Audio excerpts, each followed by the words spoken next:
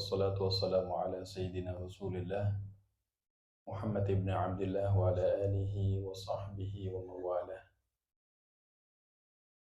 Rabbi syrah li sadri wa yassir li amri wahlul 'uqdatam min lisani yafqahu qawli. Alhamdulillah, malam ini malam yang ke-21 Pak Andi.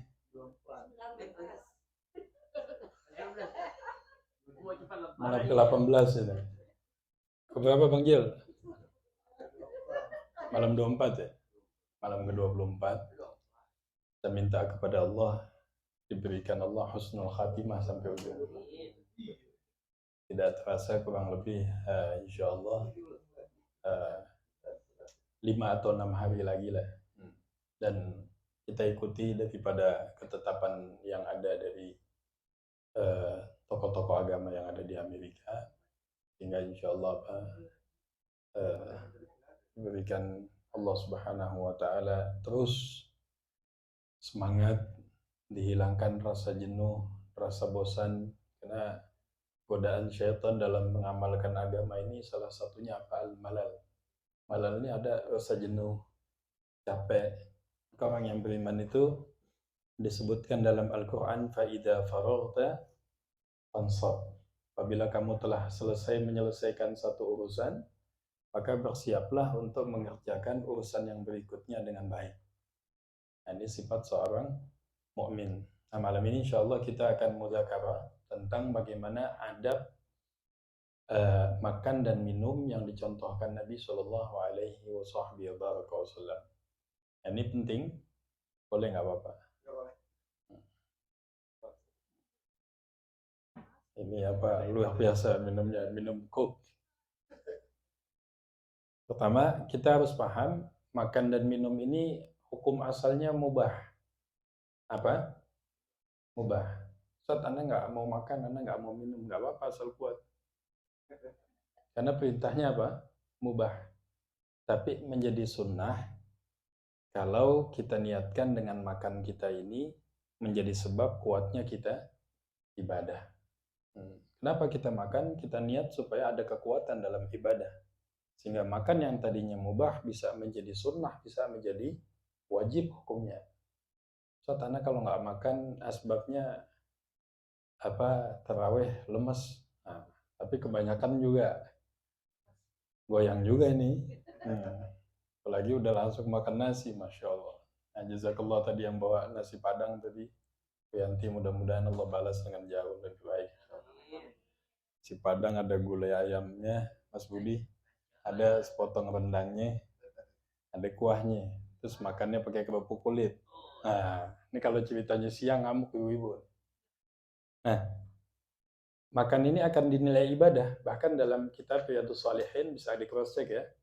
Ada riwayat orang yang makannya cara sunnah, selepas makan Allah akan ampunkan dosanya. Coba. Perkara yang sesuai nafsu, yaitu makan minum. Tapi kalau kita laksanakan sesuai tuntunan Nabi, maka dalam makan pun Allah akan ampunkan dosa. Nah, yang pertama kita mulai dari minum. Gimana sih minum yang dicontohkan Nabi Shallallahu Alaihi Wasallam? Jadi Nabi SAW menjelaskan dalam hadis, jangan tersinggung ya, kata Rasulullah, disuruh Nabi SAW makan dan minum dengan tangan kanan. Fa inna syaitan ya'kul wa yashrab bishimalihi. Kata Rasulullah, syaitan makan dan minum dengan tangan kirinya. Maka kalau dalam hadis, ya ghulam, wahai anak muda, samillah, makanlah dengan menyebut bismillah. Ketika seseorang memakan baca bismillah, maka syaitan nggak ikut makan dengannya. Maka kalau ada orang masuk rumah kita nggak mengucapkan salam, itu sunnahnya kita suruh keluar lagi. Mohon maaf Pak, keluar lagi yang ucap salam. Karena orang yang masuk rumah tanpa mengucapkan salam, mengucapkan assalamualaikum dalam hadis yang sahih, maka syaitan akan bilang, malam ini saya akan makan dan minum di rumah ini. Jadi ditulis di depan pintu rumah kita. Masuk mengucapkan salam. Oke. Nabi SAW melarang di dalam ina ini untuk bernapas di dalam air. Jadi cara minumnya, ini air nih, kita minum. Baca sebelum minum, baca Bismillahirrahmanirrahim atau Bismillah, Alhamdulillah. Bismillah, Alhamdulillah. Bismillah, Alhamdulillah. Dan dilarang dalam Islam minum seperti kasyarbul ibil, kayak minumnya onta. Itu ada nahi dalam hadis, larangan. Jadi sekali minum langsung habis. Glok, glok, glok, glok, glok, glok. Nah, ini biasanya yang minum seperti ini apa? Onta. Karena onta ini punya punuk, dia bisa buat nyimpen air untuk tidak minum sampai dalam waktu yang lama. Salah satu binatang kuat padang pasir. Tapi kita manusia, kita bukan onta. Tapi juga jangan nanti pas ngelihat begitu langsung kita bilang orang onta, ngamuk deh. Nanti anak perhatiin lama-lama kayak onta ente. Nah, jangan. Ini untuk kita. Nah, nanti mereka insya Allah pelan-pelan biar paham. Dalam hadis disebutkan orang yang minumnya cara Nabi baca Bismillah, Alhamdulillah, Bismillah, Alhamdulillah, Bismillah, Alhamdulillah. Sampai habis seperti itu.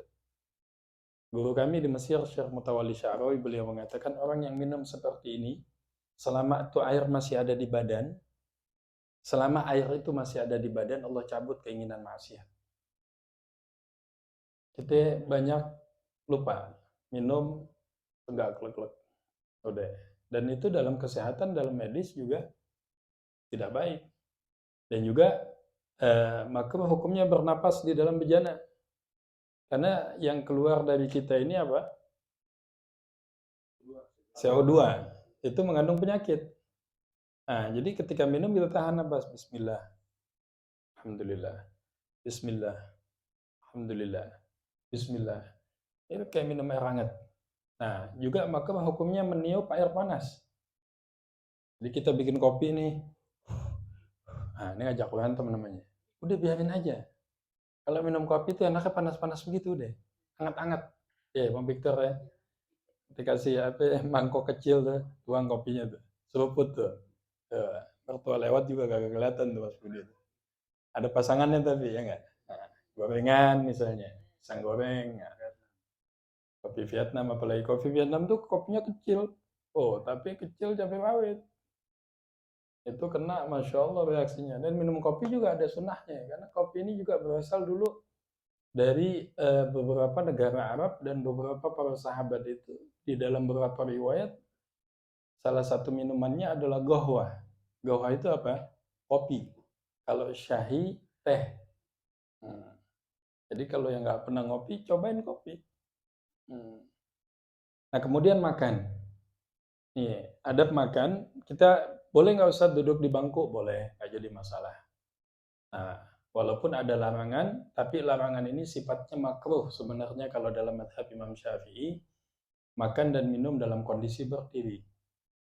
Ustaz, Rasulullah kan pernah minum air zam-zam berdiri.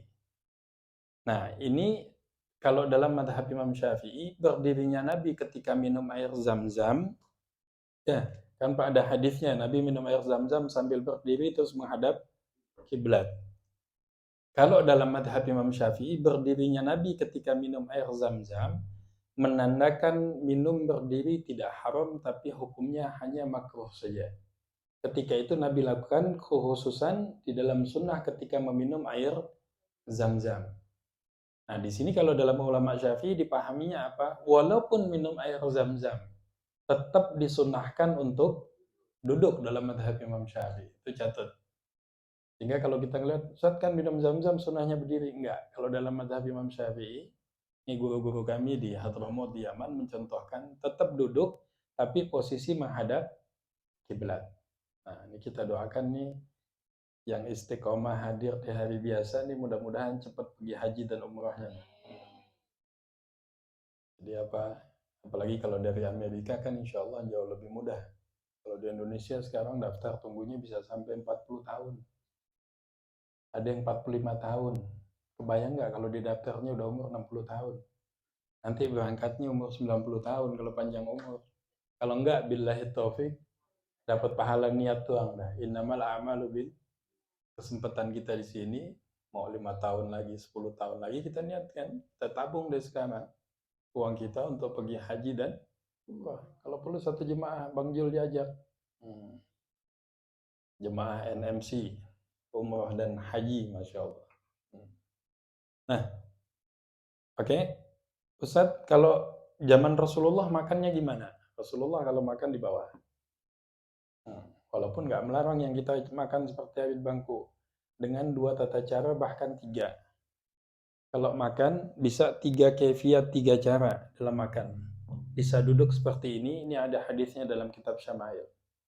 Jadi kalau Rasulullah makan, ini nampan, karena beliau senang berjamaah. Kata Rasulullah, makan berjamaah nih hikmahnya apa? Ta'amul wahid yakfi itsnain. Makanan untuk 1 orang kalau dimakan berjamaah cukup untuk 2 orang. Nggak percaya, cobain. Ta'amul itsnain yakfi arba. Makanan untuk 2 orang cukup untuk 4 orang. Nggak percaya, coba. Pasti cukup. Jadi kalau ada, Ustaz, Anda cuma bawa makanan buat 2 orang, Ustaz. Yang datang 4 orang, tenang. Kata Rasulullah, cukup. Pasti cukup. Ta'amul arba yakfi thamaniyah. Kata Rasulullah, makanan untuk 4 orang pasti cukup untuk 8. Ini yang bilang Rasulullah dalam hadis yang sahih, jadi nggak perlu khawatir. Gorengan cuma 4, nah aman. Orangnya ada 8, cukup dan kenyang. Oke, bisa begini. Atau kaki dinaikkan seperti ini. Nah, ini biasanya kalau kita makan di rumah dengan berjamaah begitu. Bisa berjamaah pakai 1 nampan, atau kalau di pesantren tuh pakai liwet nanya, pakai daun apa? Daun pisang. Atau bisa piringnya banyak, tapi posisinya berjamaah juga boleh. Jadi nggak harus 1 nampan. Nah, ini bisa begini. Nah, ini kalau yang posisi badannya masih oke ya. Kalau yang kita stok lemak masih banyak sih agak-agak goyang bandi ini. Nah, ini tangan begini. Rasulullah bilang, ya gulam, wahai anak muda, dalam hadis yang sahih, dalam kitab Riyadhus Shalihin juga ada, samillah, makan dengan baca bis, wa kul biyaminik, makan dengan tangan kanan. Karena syaitan makannya dengan tangan kiri. Gitu juga bangsa jin. Nah, wa kul biyaminik, wa kul mimma yalik, disunahkan makan yang terdekat. Jadi makruh hukumnya nih, lauknya ada di ujung tuh. Nah, ini enggak adab dalam makan. Makanya zaman Rasulullah kalau ada lauk yang enak ditaruh di tengah. Diambil. Sunnahnya makan ini, kalau kita nggak bisa ya diawalin kita latih. Sunnah makan pakai 3 jari. Kalau 3 jari, Masya Allah. Nah, jadi makan pakai 3 jari. Nah, kalau enggak juga nggak masalah, kita ambil sunnahnya aja. Pertama, kedua, ketiga. Ya jangan juga ambil begini. Nah, artinya kalau kita dihidangkan makanan, jamuan, ini kita sunnah dalam adab Islam tuh ngambil yang terdekat. Nah, juga jangan ngoyo. Aduh, pengen itunya di situ. Tahan. Ya, pengertian. Jadi pengertian yang di depan nih, kalau daging di depan kasih ke tengah. Jangan juga nunggu ditegur kan. Bos, daging bos. Nah, kan berantem jadinya. Nah, misalnya makan sama Pak Amir nih. Pak, yang posisi sambal dekat Ana. Daging dekat Pak Amir. Ana butuh pengertian siapa? Pak Amir. Kalau Pak Amir nggak ngerti juga, Ana senyumin aja. Ajib ini sambal ya. Masya Allah. Ini luar biasa. Ana kasih sambal. Itu adab dalam makan. Oke, tadi bisa seperti ini ya. Bisa seperti ini. Kalau nggak mampu juga bisa bersila. Kalau nggak bisa juga seperti biasa di bangku. Ketika makanan dihidangkan, kita mulai ketika menyuap baca doa makan. Baik Bismillahirrahmanirrahim atau baca Allahumma barik lana fima razaqtana wa qina adzabannar. Dan Nabi seumur hidupnya la yadhumut ta'am, enggak pernah menghina makanan. Dikasih apapun, Masya Allah dinikmatin. Kalau ditanya sama istrinya, gimana ini? Sunnah untuk memuji makanan. Gimana masakannya, Pak? Luar biasa. Papa nggak ada pernah nyobain makanan senikmat ini nih. Masya Allah. Ini kalau makannya mati nih. Nah, maksudnya enak. Padahal kurang garam kan? Nah, makanannya enak. Kurangnya apa? Jujur, bohong dosa. Makannya luar biasa enak. Cuman kalau ditambah garam dikit, lebih enak lagi nih rasanya nih. Masya Allah. Itu kan kurang garam jurutannya. Nah, jadi wakul biyaminik, wakul mimma yalik, makan yang terdekat. Dan sunnah juga untuk saling berbagi dalam makan. Jadi nggak kita pepet sendiri aja nih. Aduh, kita kasih. Nih, cobain. Nabi SAW kalau suka makanan, beliau makan. Kalau tidak suka, beliau tinggalkan. Beliau seumur hidupnya para sahabat melihat Rasulullah tidak pernah mencela makanan apapun. Bahkan satu saat, nggak ada lauk kecuali cuka, al-khalla. Apa kata Rasulullah? Ni'mal idam, sebaik-baik lauk pauk adalah cuka. Karena yang ada ketika itu. Bahkan dalam riwayat yang ni'mal idam al-ju. Senikmat-nikmat lauk pauk adalah lapar. Jadi orang kalau lagi lapar banget nih, apa aja udah. Mau dikasih cuma nasi sama rendang sama gulai juga, alhamdulillah deh. Mau dikasih nasi sama sambal, nikmat. Nah, selesai makan, ini disunahkan ketika makan kita tidak dianjurkan, bahkan makruh hukumnya melihat suapan orang lain. Nah, ini adab dalam makan, jangan pernah melihat suapan orang lain. Udah tuh makan banyak. Nah, bikin dosa lagi. Tadinya makan untuk menghapuskan dosa, jangan jadi dosa. Tuh lihat nyuapnya tuh, lihat nyendok tangannya, geragasan. Enggak diajarin begitu. Udah, setiap rezeki, setiap manusia punya jatah rezekinya. Dan rezeki tidak akan tertukar. Dan kita wajib meyakini yang memberikan rasa nikmat dalam makan itu siapa? Siapa yang memberikan nikmat? Allah. Yang mengenyangkan kalau kita makan ini nasi atau Allah? Allah yang mengenyangkan. Allah mampu memberikan rasa nikmat dengan makanan apapun yang kita makan. Nah, selepas makan, gue ada nanya, Ustadz, kalau makan pakai garpu sama sendok boleh nggak? Boleh, nggak jadi masalah. Ubah aja sifatnya. Nah, cuman sesekali juga makan pakai tangan. Nah, kobokannya ini bukan tangan dimasukin. Kobokan yang benar tuh dikucurkan. Ini kan ada yang pernah jual, yang lihat kendi itu kan. Kendi buat ada penampungan air, kider namanya. Nah, itu biasa dipakai buat cuci tangan. Jadi bukan kayak kita, ini namanya nggak campurin najis nih. Ini. Udah jangan bobo suku. Ini ngomong Padang juga soalnya nih. Kena juga kita nih. Biar Padang juga kalau salah kita omelin nih. Nah, jadi kalaupun pakai kobokan, Uni Evi, kobokannya diangkat, guyur caranya. Jangan tangan kotor nih, masukin di kobokan. Airnya makin apa? Kotor. Iya. Masya Allah. Warteg juga banyak kobokan juga, Mbak. Nah, terus masakan Sunda juga ada juga ngajak orang. Udah sekarang pakai ini aja wastafel di itu tuh. Nah, buka situ. Nah, nih, mencuci tangan di air yang mengalir sebelum makan. Cuci tangan. Nanti sesudah makan, sebelum mencuci tangan, ini bukannya jorok ya, tapi Rasulullah jelaskan dalam hadis yang sahih dan punya keutamaan. Ternyata tangan kita ini punya zat enzim yang kalau kita makan ini membantu pencernaan. Jadi orang Islam ini sebenarnya nggak gampang obesitas gede-gede banget tuh nggak. Kalau dimakannya cara sunnah. Habis makan ini 3 jari yang kita makan ini sunnah untuk bersihkan dengan mulut. Nah itu juga jangan dilihatin. Kan diperintahkan jangan melihat suapan orang. Coba Ustadz, nggak punya adab. Padahal kata Ustadz, bos itu sunnah. Nah, jadi jangan lihat. Jangan pernah lagi makan ngeliatin suapan orang. Itu dalam adab makan perlu kita tinggalkan. Coba lihat Pak Ustadz. Dagingnya aja dimakan. Lauknya aja. Terus giliran yang sambal, sayur dia tinggalin. Itu nggak adab namanya. Dan Nabi tidak mengajarkan seperti itu. Rasulullah makan 3 jari begini.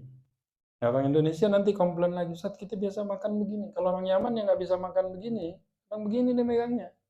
Mau kita liatin lagi suapinnya, berantem nanti. Pasangannya cuma nyuap pakai 4 jari, kok ente bisa 5 jari kayak begitu. Jadi disunahkan, dan makan buah sunnahnya bukan setelah makan, sebelum makan dalam hadis. Dan sunnah membuka buah ini, kalau beberapa buah yang dibuka itu dikupas dengan ganjil. Yang kupas pisang, kupasnya ganjil 3. Terus jeruk bagaimana? Ya kupas semuanya 1. Yang nggak bisa ganjil ya jangan ganjil kan. Nah, terus mangga bagaimana Ustaz? Ini kan bicara bisa dikupas. Nah, ketika dapat nikmat yang lain-lain, ucapkan apa ketika makan ini banyak berpikir.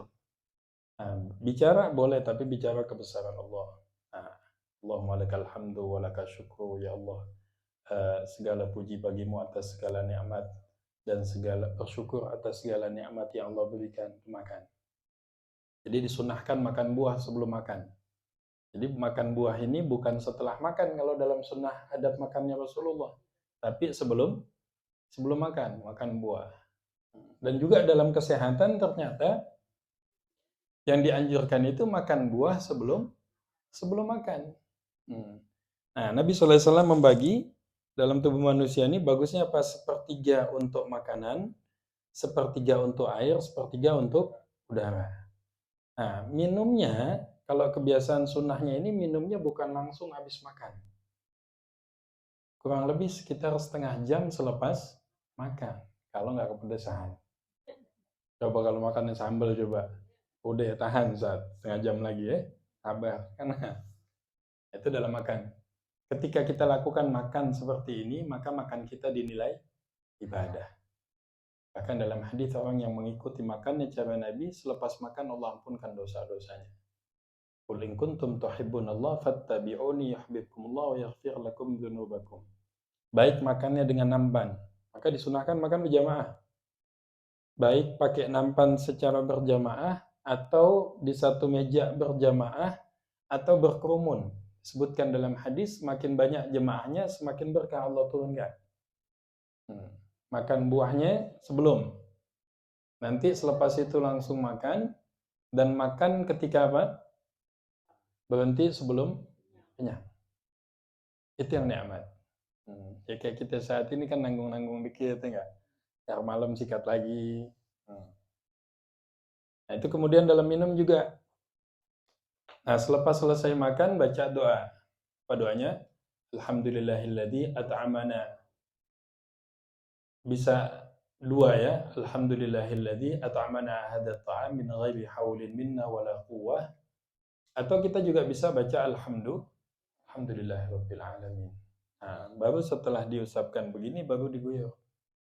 Kalau dulu zaman Sayyidina Umar, ketika waktu itu bahkan setelah beliau bersihkan tangannya, beliau usapkan kakinya.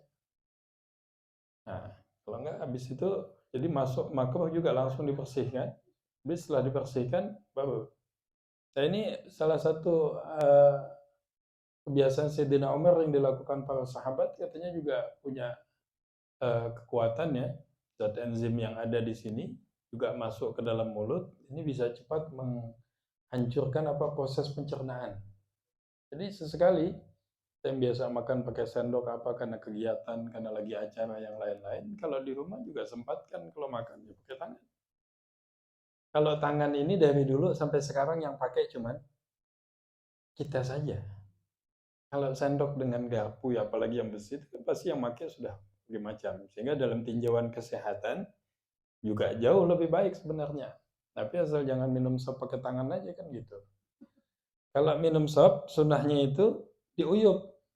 Dia diambil, diseruput gitu. Kayak kita makan kuah pempek itu. Itu juga dicontohkan sama Rasulullah.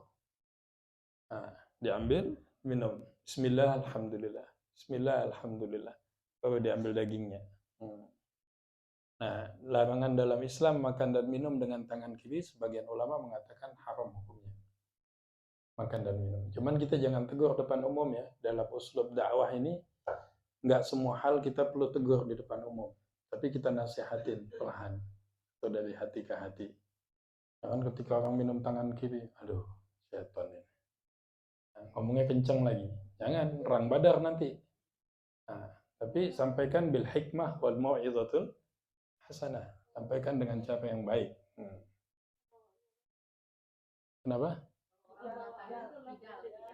Pernah terjadi di zaman Rasulullah, ada orang yang disuruh makan, ya gulam samillah, suruh makan tangan kanan. Dia nolak, nggak bisa ya Rasulullah. Padahal dia menolak itu kalau dalam hadis bukan karena dia nggak bisa, tapi karena sombong. Maka ketika itu orang tersebut tidak bisa mengangkat daripada tangan kanannya untuk makan. Nah, kalau orang yang kidal, kalau untuk makan ini masih bisa. Biasanya orang kidal ini lebih dari selain makan dia, pekerjaan yang lain. Tapi kalau untuk makan, karena ngangkat nasi seberapa sih? Ini biasa kan. Kayak kita kan suka lupa tuh, ambil minum. Kita mau ambil sunnahnya. Kita mau minum ini jadi sebab Allah ampunkan dosa. Bukan sekedar minum aja. Jadi minum ulangin ya. Bismillah. Alhamdulillah. Bismillah. Alhamdulillah. Bismillah. Ini kalau dilatih, Anda juga kalau nulis bahasa Indonesia bisa pakai kiri. Tapi ternyata kanan bisa nulis Arab, kiri bisa bahasa Indonesia. Untuk selain makan dan minum, dibolehkan untuk pakai kiri. Zikir juga Ustaz, apakah harus kanan? Enggak. Bisa pakai kanan, bisa pakai kiri. Jari jemari yang dipakai untuk zikir akan jadi saksi di hari kiamat. Enggak bakal diazab nih. Nah, ini tangan pernah dipakai buat mengingat Allah. Tapi untuk makan, Nabi mengatakan, makan dan minumlah dengan tangan kanan. Fa inna syaitan, karena sesungguhnya syaitan ya'kul wa yashrab bishimalihi, makan dan minum dengan tangan kiri, kecuali dalam kondisi tidak mampu. La yukallifullahu nafsan illa, ini sakit, sedang luka, atau nggak memungkinkan, atau orang yang nggak punya tangan, yang punya tangan kiri. Nah, ini dalam kondisi darurah tubihul mahdhurat. Ini sampai hal ini dalam masalah makan ada yang perlu ditanyakan? Silakan. Untuk makan itu kan buah dulu kan. Habis makan buah itu berapa lama jenjangnya? Habis makan buah itu untuk makan. Ya, sebetulnya lamanya di sini tidak disebutkan dalam riwayat, standar secukupnya. Biasanya kalau orang menyediakan buah nih semangka. Jadi gini, sebelum masuk makanan inti nih, buah dulu dihidangkan. Ada semangka, ada pisang, ada melon tuh. Sudah selesai, kurang lebih nggak sampai 5 menit atau 10 menit, tarik, masukkan. Kalau kita mau menjamu tamu, atau bisa dihidangkan keseluruhan. Nah, satu orang sudah mewakili Bismillah. Ini yang lain juga sudah kebahagiaan membaca Bismillah. Nah, jadi batasan waktunya tidak disebutkan dalam riwayat. Bahkan juga para ulama mengajarkan doanya, Allahumma barik lana fi thamarina. Ya Allah, berkahi kami dalam buah-buahan yang kami makan. Ini penting, kita rubah kebiasaan kita makan buah selepas makan, sekarang jadi sebelum. Memang kalau nggak biasa, malas. Nanti aja Ustaz buat cuci mulut. Cuci mulut. Nanti lain lagi cuci mulut tuh, sediain puding, kue bolu, cendol. Nah, itu banyak lagi nanti. Tenang aja, pokoknya itu aman, itu nggak akan berubah tuh. Kacang hijau hangat ya nggak, apalagi buat itikaf nanti. Ya misalnya apa, coklat misalnya, pusat nih, dangin coklat buat makan, nggak apa-apa, lain lagi. Jadi lebih nggak apa-apa, tapi kita kan ngambil sunnah-sunnahnya nih. Ada yang lainnya? Nah ini kita belajar amalkan. Nah kalau posisi di bangku, minta bangkunya Bang Jo.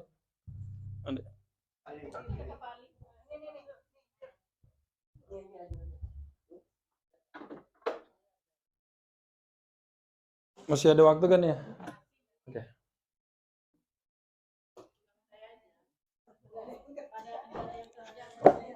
Takut ada yang kerja malam nanti. Ya kalau begini juga sama ya. Posisi disunahkan kalau dalam makan ini nggak bersender. Karena Rasulullah seumur hidupnya makan tidak pernah bersender. Kalau bisa. Kan kita bicara sunnahnya. Posisi kita yang mendekati makanan ya. Jadi nggak ada makan begini nih. Ajib juga ya. Nah, jadi nggak begitu. Ini gaya ketamakan dan kesombongan ini ini jadi bibit. Biasa kan kalau makan kita begini. Dan kalau pegang garpu dengan sendok, ini yang masukin ke mulut tangan kanan. Jadi jangan begini nih. Nah, begitu pecinya peci haji lagi kan. Oh, ana di Mekah kemarin ajib tuh. Kiri masuk. Pengalaman di Mekahnya apa? Mana hasil dari Madinah? Mana hasil daripada mengunjungi Rasulullah? Hasilnya harusnya apa? Menghidupkan sunnahnya Rasulullah dalam kehidupan. Jadi kalau pakai sendok dengan garpu, silakan. Tapi ketika menyuap, ketika ngambil dagingnya, yang dimasukkan tangan kanan. Ini kita latih. Jadi kalau kita latih pelan-pelan kebiasaan kita, bilang, Ustaz, kalau dalam kondisi minum berdiri bagaimana? Boleh nggak Ustaz? Minum berdiri diperbolehkan. Paling rendah ulama ada yang mengatakan hukumnya hanya makruh saja. Karena ada larangan la tashrabu qa'iman, jangan minum berdiri. Tapi di sisi lain Nabi mencontohkan minum air Zam-Zam dengan berdiri. Sehingga larangan di sini kalau dalam ilmu usul fikih digabungkan tidak sampai kepada haram. Nah juga jangan kita larang ketika orang, kecuali di jalanan memang nggak memungkinkan. Ustaz kalau anak duduk Ustaz ditabrak mobil Ustaz. Ya udah dalam kondisi darurat. Nah, dan walaupun panas tidak ditiup, baik makanan ataupun minuman ini nggak ditiup. Nah, dikipas pakai kertas boleh, tapi tidak ditiup dengan mulut. Karena hadisnya la yanfud, tidak ditiup dengan mulut.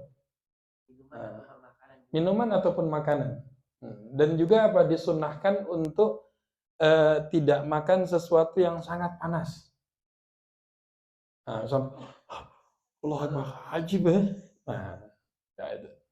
Ini kaidahnya dalam hadis ya ghulam samillah, makanlah dengan baca bis, wakul biyaminik, makanlah dengan tangan, wakul mimma yalik, makanlah yang terdekat darimu. Ini dulu kita pegang nih poin dalam hadis 3. Ketika seseorang makan tidak baca bismillah, kata Rasulullah, fasyaitan yusyarikuhu fi aklihi wa syurbihi, mafhumnya.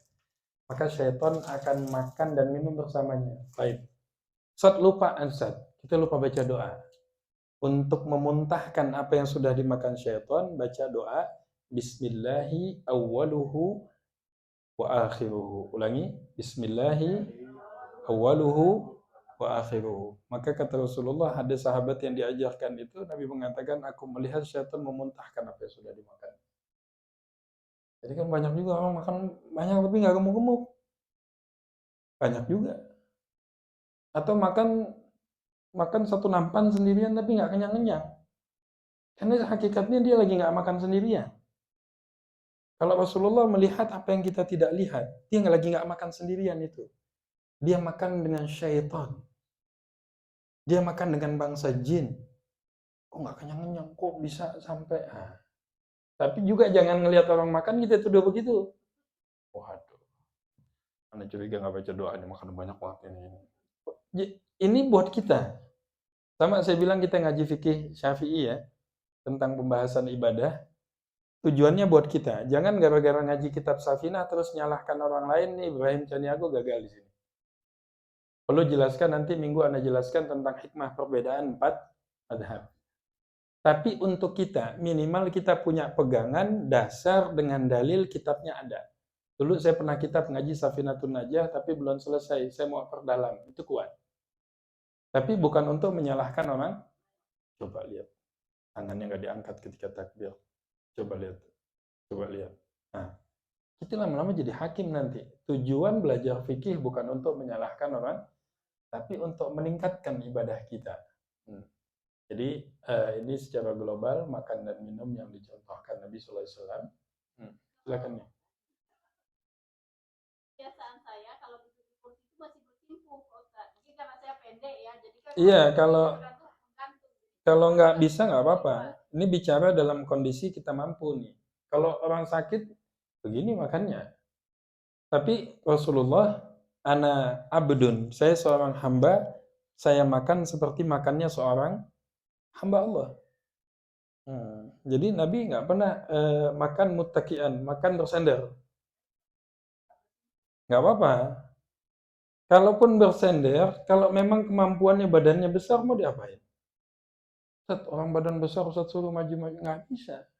Ini dalam kondisi normal, dia punya kemampuan, bahkan kalau bisa, sesekali jangan makan di sini terus, di bangku terus.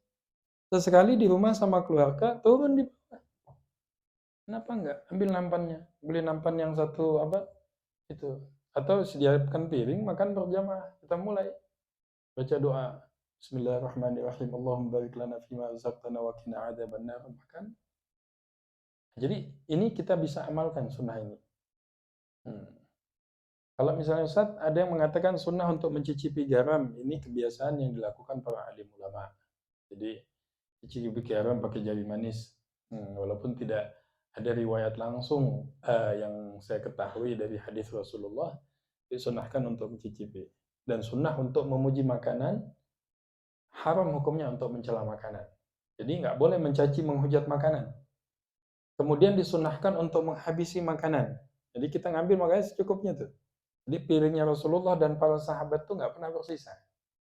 Jadi nggak ada istilah kebiasaan Nabi dan para sahabat ninggalin nasi separuh. Nih kalau misalnya dalam kondisi kita nyendok ya, beda halnya kalau emang udah dikasih porsinya banyak seperti itu, kita nggak mampu juga jangan dipaksain. Tapi untuk ngambil, kita ngambil secukupnya. Wakul mimma yalik, ambil yang terdekat. Walaupun kadang hati, anak pengen yang di ujung itu tuh. Ini lauk bukan kesukaan Ana. Kesukaan Ana di situ. Nggak mungkin Ana ambil seperti ini. Udah tahan. Kalau emang dasarnya rezeki, nggak akan apa? Nggak akan lari. Mudah-mudahan kita bisa, insya Allah, amalkan ya. Mulai sekarang tahan tangan kirinya nih. Mau dalam kondisi apa, mau di kendaraan, mau apa ya, sempatkan minum pakai tangan. Kan Ustaz nggak terbiasa, dilatih. Ustaz masih letih kalau ngebiasain. Yang Allah lihat bukan hasilnya, tapi usaha kita.